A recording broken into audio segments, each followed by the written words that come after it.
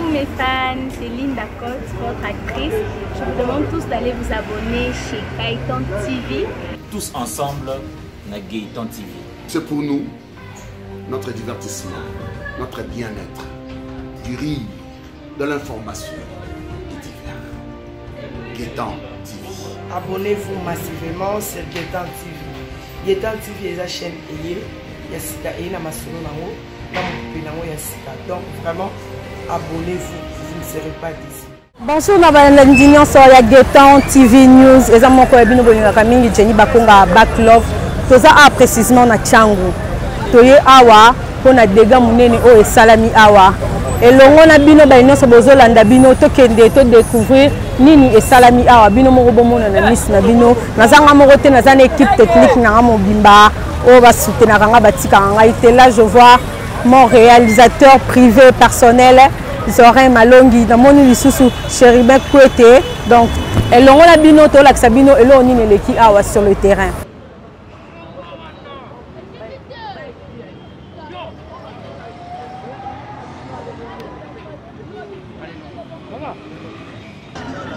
Moni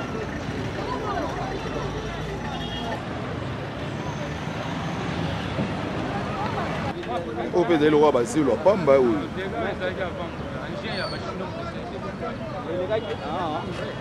bon, Angers, bon, ça dégage, c'est que les pégas viennent.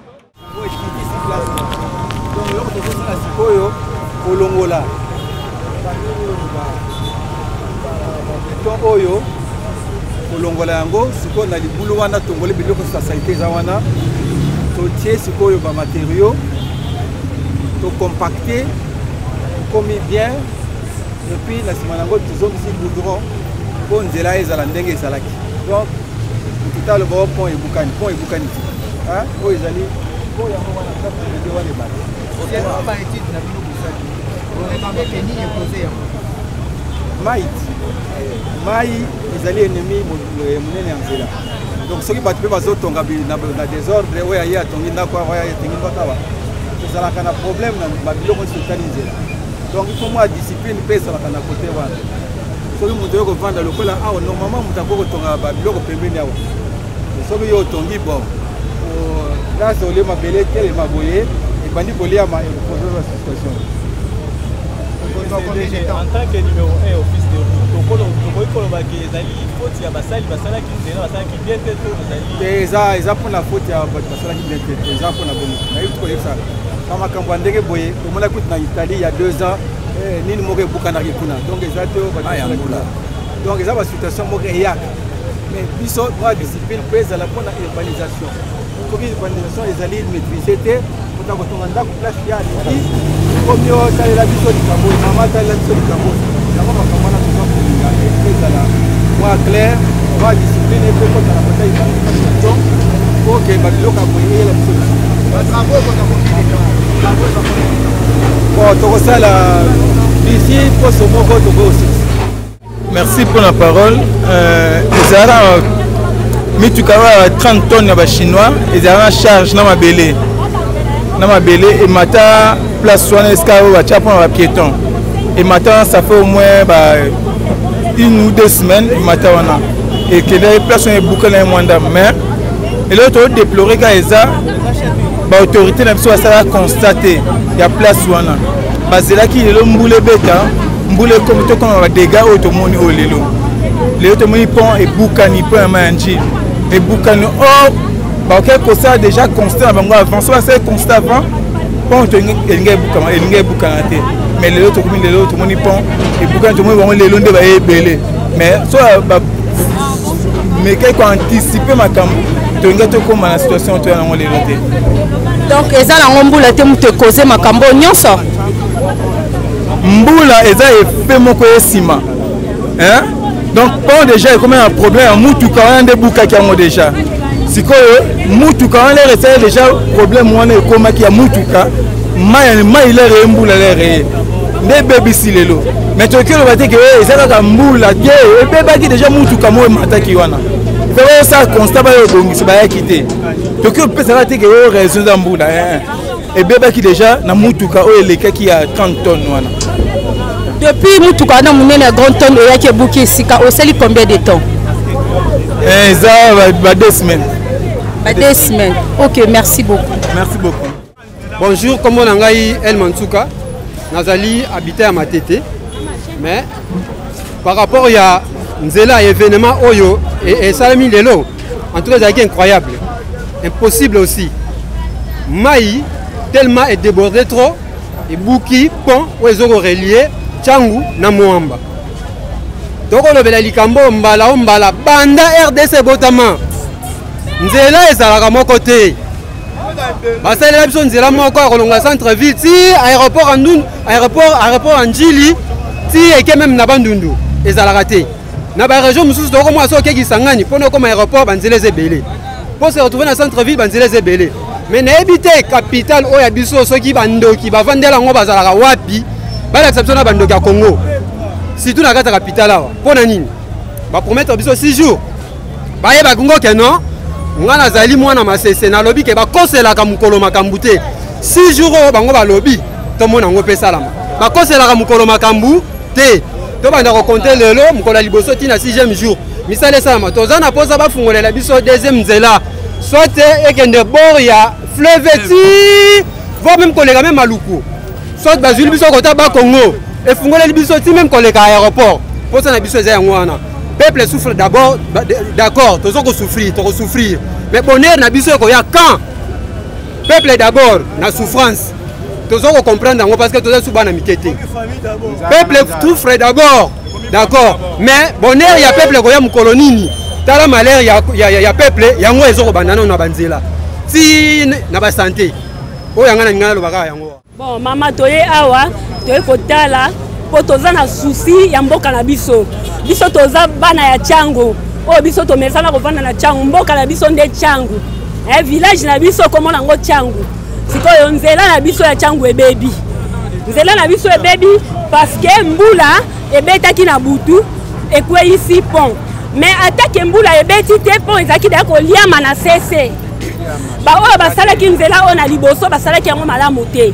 Na ba norme o esengeli te. Sikoyo nzela banda da ko liama pe sali ba fissure ya ebele. Batalaki yango te bazelaki ne bamona ba dégâts ekwe ya bongo ba ya ko intervenir mama. Mais to sengi ba ko bongsela biso nzela. Eza la priorité parce que soko tali na fissure esike salami ezaka place moko wana o bazo sa musala te. Eza presque de début ya pont awa tina suka ya pont. So comme tina katika to komona ba maduso ezali ma ezomonana. Lelo so balobi basalika liboso pont awa yeba ke lobby de guerre ko ya liboso liboso kuna. Donc eza esika moko fo ba bandela yango penza parti onyoso. Ba bandela yango. Soki ba bandeli yango nde ekosala malamu. Mais ekozape malamu kaka yango te parce que toza na posa basalela biso banzela mususu. Toza na posa basalela biso banzela mususu. L'espace ezali oyo ke bakoki kosala pe nzela ememi biso na esika esengeli.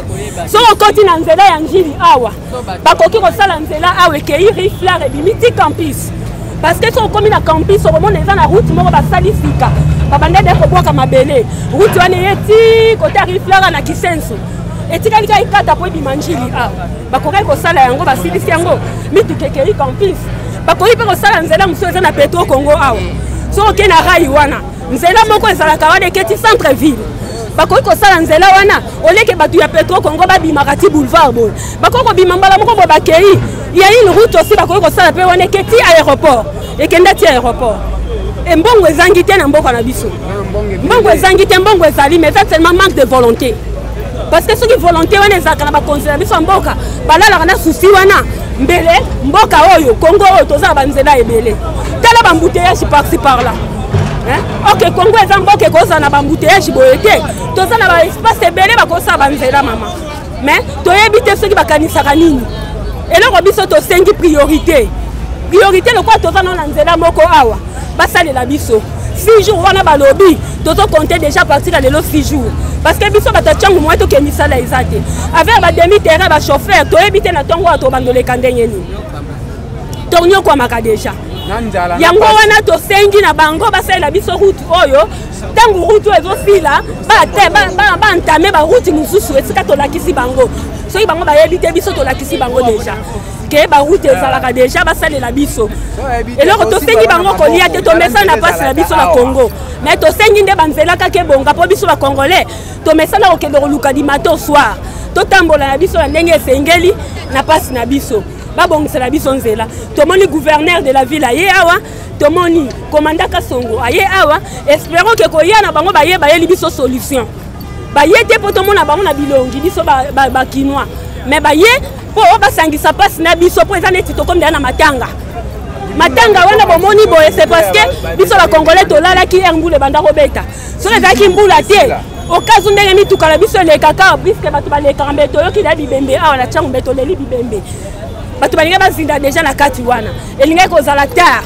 gouvernement bokoyaka so boyoki matanga yango wana tosengi nzambe ayokaki ke atinda mbula po ezala boye po baya kosala misala yango wana tosengi na chef de l'état po nzela oyo eza principal oyo badiplomate nyonso international balekaka bautaka mboka na bango bayaka na Congo po bakoma na centre ville na siège ya bainstitution awa nde balekaka chef de l'état avant bima soki alingi akende poto alekaka beka awa soki yabongisi yango te aoleka na avion ata na avion ngo oleka eza mikolo nyonso tute yango tosengi abongisela biso nzela oyo po permettre yeba koleka na baministre nyonso bakoleka wana eloko eleki awa biso toza bahabitant ya Tchango tolali kaka boye toyoki kaka ke mpo ya mai ya njili ekiti mais esali mpe mbane te kaka dans quelques années tozomona sikoyo ke mpo ekiti basalaki yango na banani basalaki yango mpe ndenge nini na norme nini sikoyo eloko bandeko ebele basi balobi deja nzela ya Tchango ezala kaka moko oyo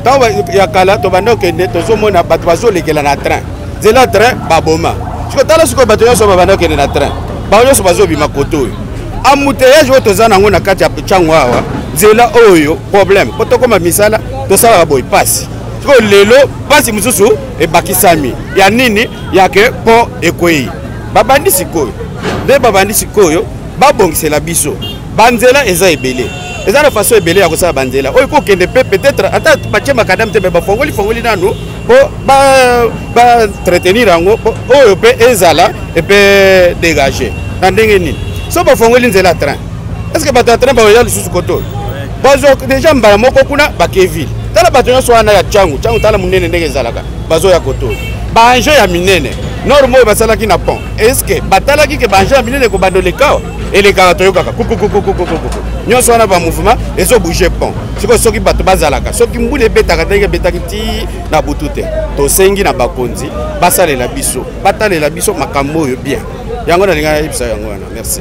Oui papa na motuna mona ina tuna yo okoko expliquer biso po na yo zomona eza cause ke basali nzela mabe ou bien eza ndenge nini ainsi ape ko expliquer bato balanda bien nzela ntango basalaki nzela biso nyonso toza baingénieur te toyebi ke baingénieur bazali bango nde bayebi koétudie mabele ya nzela sikoyo soki mpo ekwei eza nini soki basalaki yango na norme mpenza ya bien te ozomona sikoyo so bazosala nzela na norme ya bien bakalikilaka mabele na baenje oyo elekaka oyo ya minene oyo ya mike eske ekosupporte to ekosupporte te lelo yango oyo parce que moto mpe toyebi nano te mpo eye nano sika mais baenje nyonso ozomona wana ezoleka mais ezali peut-être na bango oyo basalaki na norme mpo so ekwei eza norme mpenza ya bien te oyo basalaki. Oui papa, depuis basali pona biso sali combien de temps? Parce que babi ba fissure ezebele, maboule ezebele donc ata ba bambi awa, c'est que liboso kuna so mbula makase beti ebuka na lisusu. Bon banda basali eza déjà depuis temps ya 5 chantiers. 5 chantiers nde babanda osala banzela oyo. Soki ekozala. Oyo baye ko bakisa. Na ba chinois, ozomona. Baye ko corriger ngo et puis eza ya kala. Oyo basalaka déjà depuis Belge. Est-ce que tant babanda sala koto est-ce que ba meka ko tala pe lisusu koto po batala est-ce que ekozala ba fissure ou bien et umeli combien de temps? Ozomona. So batala wana ekolinga ezala penza basali nzela moko ya kitoko ozomona mama yango wana bakreye banzela mosusu esekonde mpe nzela oyo mpo nzela eza moko mouvement eza ebele omoni basituation oyo c'était prévisible. Et pourquoi? Dans Mundele asali pont oyo avant l'indépendance mboka ezalaki à peine 300 000 habitants, il n'y avait pas de millions. Ok, fréquentation, les gens circulaient à vélo. ezaki ba vélo pont basalaka ngo na batonnage ya l'air wana. OK? Bon, tango population za ko augmenter, ba nombre de mituka pe za ko augmenter, il faut planification ezala. Ba ba que population zo mata, nzela moko ko ma trop fréquenter embouteillage, ba peut poser une question dans les cas où pont wana bukani, donc l'axe est na ouest ko za couper. 60 ans après, on n'a pas pensé à ça. C'est qu'on doit faire. Oyo pour prévoir. Les lorsque et bukani ndengeza wana, les deux parties comme couper. C'est qu'on doit faire. Ce n'est pas une mer à boire. Il faut passer la pomme soit entre des bonhommes dans le quartier 8. Et reviennent sur les causes à la pomme qui ont relié les deux parties. C'est même honteux. Un autre pont entre Kingabouana et Massina. Ce n'est pas une mer à boire. Mais millions de bakolo babazo yiba et bakoko sala nango musala wana. Tango basali yango même pont yebukani bato musuba kenenzela wana. Oyebi qu'il y a une route qui va là-bas et qui et côté Kimbanseke na Dokolo à balabala na Mobutu kende tina faire boire. On peut faire ça, basali pont, basali route. On les bâtiments sont pas fréquentés la route. Bamusuba ke na ngo banjili ba ko zwanzela wana. Bamusuba ke na bango Petro Congo. Il est obligé de venir ici. Alors qu'à partir de Kingabwa ko kotani ya comme na Petro Congo. Il faut pas prévoir. Oyo eza biloko po la Moussa, ba mi demander ce que ça qui pont mbebuka ni ngoko sala nini. Donc ba prévoir déjà prochainement gouvernement planifié déjà pour luka ko sala pont musukuna, pont musu rivière ezala na pont mon côté. Les deux parties ezala reliées na pont mon côté. C'est ça qu'on doit prévoir. Ce que tu sali en côté, puisqu'on ne l'a pas fait 60 ans après, eh bien, tu vas tourner kaka rond, bilo ka boye bando ya kaka. Bonjour ndeko nangai. Bon, toyoka ki sango na tongo, tant tozo bima poto tokene misala que pont et bukani. Et on toye mbango pour vérifier que la dégâts est neni. Effectivement, tant que commis totali na C et mon ami qui est parti au bakisa, ba chinois ba eko bakisa, fissure ici Salema. Ce que on peut bien assez, bah moi ma fissure nous ezali na 4. Mais le problème c'est que révision et ça les maraté. Bah ça l'ouvrage, na bien sûr va prévoir après combien d'années il faut que ça la révision. Même ça là le là haut tellement ils aura charge il y a Kinshasa mobimba des années c'est là moko. Et même ba période d'embouteillage on sentir que mituka on les ba ça de telle manière qu'embouteillage ils à l'école à ponter mais on coûte à chaque jour à l'école à pont. Mituke vandi pendant quelques temps, des heures et des heures, et et puis pont il faut supporter. Donc pont est cédé, les bêtis makasi, pont parti moko est cédé, et puis dès que les hommes et koki continuer parce que pour on a 4 bah moi fissure les allées. Donc s'ils n'agissent pas vite, et lobby ou après lobby, avril en haut kende, pont oyo et okwe. Donc dégâts la monique côté surtout Batumakolo et Kwei. Et puis moi, je peux déjà bande mokoya avec mituka et c'est quoi. Ok, merci Ndeko. Nana bakisa question moko. Ndenzela et c'est bukani. Normalement, so batongi pont. Pont et c'est la combien d'années pour bailler réflexion. Parce que babi bolobi, babi juste quand après c'est beba qui babambi. Il fallait babanda ko buka pont mobimba pour babandela ya siko be basandeni. Naza architecte de profession T, mais tout ça n'a pas moi ma connaissance générale. Normalement ouvrage nous architecte bango moko il faut pas calculer. Au moment où basala qui pont oyo, n'attend pas belge. Koto yo mboka ezala qui penza pendant monenete. Et puis il n'avait pas prévu que ego zoua charroi automobile o ezo zoua. Na 5 chantiers baye si munene. Sans kokanisa que pont et salema qui avant babuka gité ba bambi depuis je crois que banda basala ngoti ba yoko bakisana 5 chantiers basala révision ata mukolo mongote donc en principe fallait que ba nyoso penda ba réviser yango et ça la net ouvrage à sika et voilà donc après 10 ans après 15 ans basali révision et ba pont mususu ça la pont pour 50 ans ba ça la pont pour 300 ans. Ça dépend. Tu habites Bassot Mouton, déjà pour combien d'années? Déjà, bateau, ça il faut dans autant d'années, il faut tous les capons en révision. Donc, c'est un peu ça le problème. Et pas l'ambition, Naroloba, suivi et à la raté. Mon condition, il y a un pouvoir, Alinga Sala Combo Naï. Nous sommes. Oya Tikaki, Olia la Bisika de Souka, ils ont Congo. Ils ont Congo. Ils ont Combo Nayote, ils ont Congo. Oya Congo. Oye, écoute, Muninga Atikaki Awa. Nakoki ko bakisabo mais olingio sale loko mususu po ba betelo maboko pona kombo na yo obeta 5 ans obeta 18 ans OK mais après oya olia asale yaye oya kala e bani ko bukala donc problème il y a suivi pe administration fait continuer ce que olingi Congo yo olongwe ngana ye na continuer et puis na éviter ce qui oyaza sur place papa Fachi Béton est-ce que ça na ba plan il y a 30 ans pour na mboko tant que ça ba plan kaka il y a 10 ans pour na ye mais il faut ça la plan il y a 30 ans ba ouvrage ça la 50 ans après ngai ba o ba koya tout ça donc problème ce ngo wana révision mutra mutra ça la ya ye comme na ye ba benga ye na kombo na ye ezaka dit ya mbula te donc on a déjà ba fanti déjà na pont wana bon ba fanti déjà là qui a pona mbula te donc là on a ina lo ba pena bakisa moke naza presse nazo kede pona mboka est-ce que boulevard o ka toka na linga nzela ka moko boulevard o ba flamba batikaka kasavu ba saleli Mobutu a saleli Kable le père a saleli Kable le fils a saleli Fatih et Pera na même boulevard est-ce que ba na moyen au créer banzela muso ezati tout ramara na boulevard moko o ba créer changement beaucoup za développement beaucoup za so bazo créer changement ya mboka développement beaucoup za so bazo créer aussi longtemps que ba créer te mboka na so ya so développer ba créer banzela mususu elo na yana lo ba yango na ba créer banzela mususu. Merci. Bon, ya ma Njili oyo e bana kolia makala lelo te. Oyo je crois deuxième année depuis 2019. O nzela oyo e bana kolia malembe pont oyo. Ba konzi balekaka awa. Et puis na changu koto yo nzela zalaka moko. Nzela rai ebeba. Et sengelaki na ba konzi na biso tango ba mona ki pont oyo bana kolia ma déjà avant. Il faut pas bongisa yango. Tango ba chinois basala nzela oyo bakipa ponte mais po eumeli e banda koliama depuis 2019 2020 comme 2021 déjà e ko sama keno fissure wana e comme makasi e buki pont na ngambu ya droite na ngambu ya masina boy e bukani mais inquiétude na biso za ke négligence ba konza mboka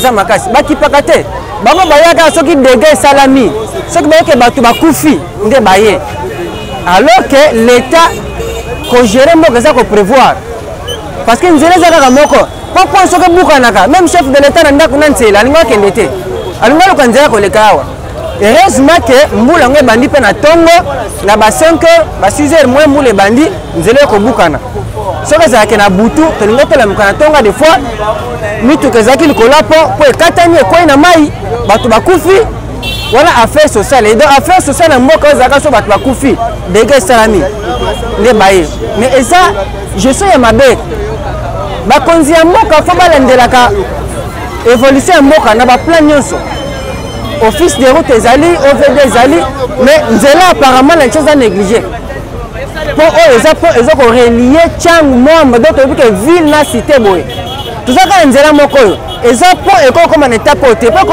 buka soki buka le mte ko na mai nzela katani oza nzela zo na bato aéroport nzela bato ke graba ndundu nzela zaka moko o na Kinshasa eza po moko fo ba batela ngo malamu il faut ba gérer ngo malamu fo ba landela ka ngo malamu pona po soki bukani eko kozo dega makasi banguna bakoko tawa ba profiter kana ndenge po bukani moyo batakoto bakatsa ngambo ezate mo intervention ezate makampe bebi na mboka eza po moko fa protéger ngo makasi po pomba te batia ba sécurité ba garde républicaine bazaka na se wana eza po mbate parce que eza po moko point stratégique eza ko relier ba district ya Changu na Mwamba ko Kevin eza po eko comme en état poté Gentili abengana ka mama na zandu te ala ndeka pe makamba nzela oza nzela motu ya makasi epenga na kosenga babongisa nzela ya rai nzela oyo ya mapela nzela ya rai etu aéroport eketi gare centrale eza voie mususu ekoki kolongola batu boye ekomisi bango na ville mais nzela eza kaka moko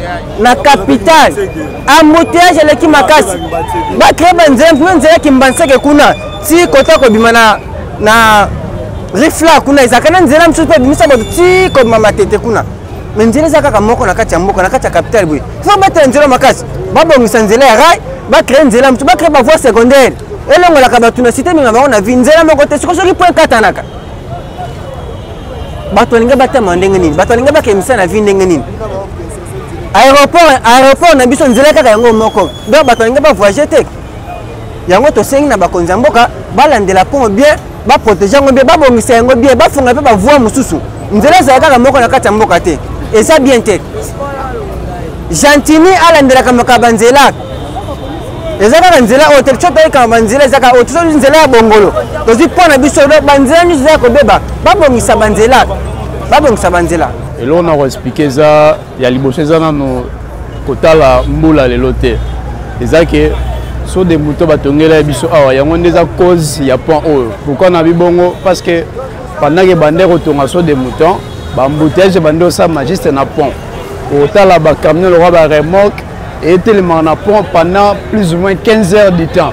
Alors sur le télémi 15 heures du temps, l'obé télémi 15 heures du temps, l'obé kuna yangonde et ça cause c'est que pont et ça son efficacité té.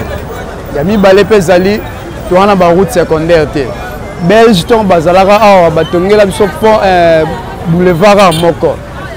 Bon, c'est notre histoire ya papa na biso batongaka nzela oyo pona contrôler congolais. Cela veut dire que so Congolais kimi baby ki akimaka nzela moko so pa zongi azongaka nzela moko. Alors politique ya na mboka na so politique moko be soki na ye po bakumisa nga fona tonga eloko na nga moko wande bakumisa ngai. Or fallait tozala na ba route secondaire to na route secondaire te. Imaginez-vous na to na kati ya capitale tozaka na nzela moko et puis na tongo biso nyonso tokenda misa tomatara esika moko tokendaka ville misika na seboye misala eza te baroute secondaire eza te soki nzela kobanda aéroport ti okota obima ti ville boulevard nzela katikati ya rai ezali me bakonza mboka babeta yango kara so ozwi mbongo ebimi na so de moto awa so batongaki baroute secondaire mbelelo par exemple toza boye te quand même. Imaginez-vous moto auta Kisensu po akende zanu fa kati ya bwatu abimi awa na quartier 1 azwi transport akei eza soni mpona mboka na biso. Alors eloko tosenga na bakonza mboka ezaka teke batala mabumu na bango batala pe ke population eza na besoin nini batala pe ke projet ni tokosala oyo ezala mpona bonne marche ya bakongolais. So de moto batongeli biso croyant que embouteillage esila embouteillage ezalaki na de bonhomme ekiti eboye na quartier 1 boza so bolingi botemi ati 18h bomona bino mo ndenge embouteillage esalama na pont. Or na pont mutuka jamais kobanda kotrenaka evandaka pendant baminute ebele eza malamu mingi te.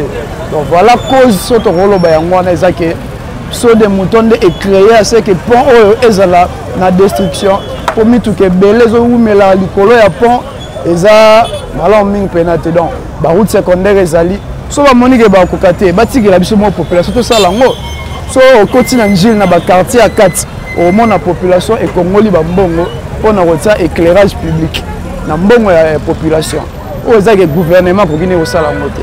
Alors so bamoni ke bakoka te totiata bakiono awa totiaka ta mbongo so ekoki totonga baroute secondaire eza malamu mingi mpo tomoni elomo esalama te.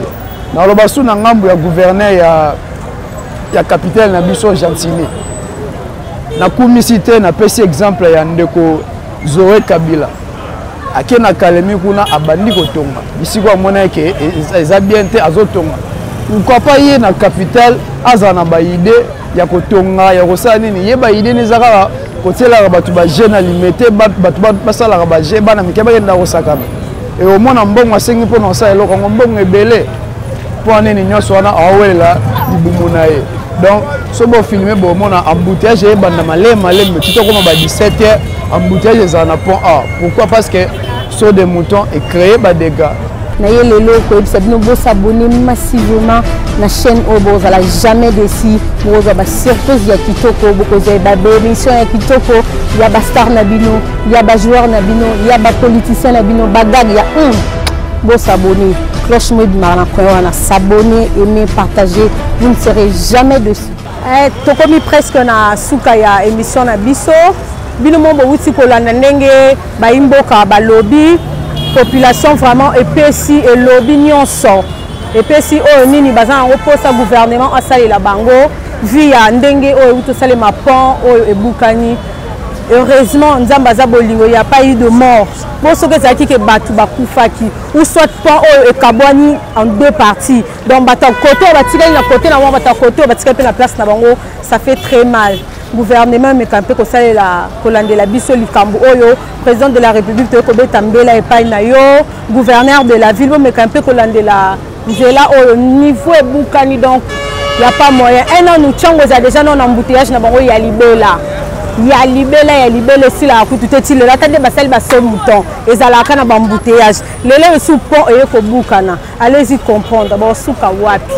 Bon, souka wapi, konzamboka vraiment, ça là quelque chose. Tu as dit que tu as compté sur Bino, tu as une réponse favorable. Si tu as commencé à semaine, tu as dit que Balamboka va se la normalement de merci beaucoup. Moi, je suis un peu pour revoir les sous Banzela. Pour Babeti Tango, que non, Nzela Babambi juste au Bamba. Donc, ils ont fait la fissure. À ta place au Boukani, mais ça va fissure sous quelque part. Après, bâton, et ça sous des dégâts. Donc, bateau Babongi Sanzela, oh, bah, temps il y a landela vraiment ba fissure musu c'est par-ci par-là automoni bukani mais il y a d'autres fissures oh nanu ba sali constant na ngote ba imboka ba beleli ba lobi vraiment baza na posa lisungi na bino baza na posa lisungi na bino ba bo fungola pe banzela ezaka route moko o te ba route principale eza ebele ba route musu ezali na nzela à train donc bo c'est un peu ko sunga population nyonso o eza ko landa bino bazo landa bino vraiment baza na posa lisungi na bino baza posa lisuni parce que nzela o se umeli boy na habite so babandole kanzela ni je sais pas so babandole kanzela ni merci beaucoup na équipe technique na Mobimba merci Zorin Malongi 64 merci na Chéribin côté merci na famille Bakonga Mobimba merci na Balandinyo sur Géton TV ba obolinga kangai na pesibino merci na Dalida Tula ma grande merci na papa Guy Géton na bolingo malamu zala ngopo na bino merci na Balandinyo so merci na Rachel Apollo à la top sexy. Merci Naya Fiston Malongi. Merci beaucoup. Merci Naya Bako. Merci beaucoup. Merci. Coucou mes fans, c'est Linda Cote, votre actrice. Je vous demande tous d'aller vous abonner chez Gaëtan TV. Tous ensemble, na Gaëtan TV. C'est pour nous, notre divertissement, notre bien-être, du rire, de l'information. Gaëtan TV. Abonnez-vous massivement sur Gaëtan TV. Gaëtan TV est la chaîne et il y a Sika et il y a Masolo Nango, il y a Sika. Donc vraiment, abonnez-vous, vous ne serez pas déçus. Ah, et Bandi, moi sérieux, Bandi. Merci beaucoup maintenant qu'à se présenter aujourd'hui devant vous. Pourquoi c'est mieux que sérieux Gaëtan TV. Ça veut dire pas comme les autres. Abonnez-vous, restez branchés. Ah, il y a sa voisin, moi sérieux, Bandi, Gaëtan TV. Une nouvelle chaîne qui va vous présenter ma émission est bien, ma film est bien et toutes les bonnes choses. Donc je vous demande à ce que vous allez vous abonner. Donc allez cliquer dans s'abonner chez Gaëtan TV. Massivement alors, parce que vous aurez ma campagne bien à Gaëtan TV. Abonnez-vous, abonnons-nous massivement à Gaëtan TV pour ne rien rater. C'est la part du coach Gaëtan TV. Boyoka ba nouvelle, bomona basango, botala bagarre, botala ba théâtre, c'est Gaëtan TV. Donc vous abonnez, vous sa voisin. Parce que à information vous ratez. Dans le domaine du football, on est sur le art, on est sur le politique, on est sur le sport, on est sur le réalité, toute actualité à monde. Ah ouais, la Gaëtan TV vous allez informer à l'aide. Donc beaucoup maintenant qu'à assigner la même boya et de vous abonner. Donc il va fanatique dans la Thérèse, vous s'abonner na sengi na bino nyonso bolinganga na bolinganga te me botala la film ou bande ko na bazalaka c'est que bolinganga parce que na bimara ba film wana doit abonnez-vous massivement Gaëtan TV officiel et ça va bien check c'est pas pareil.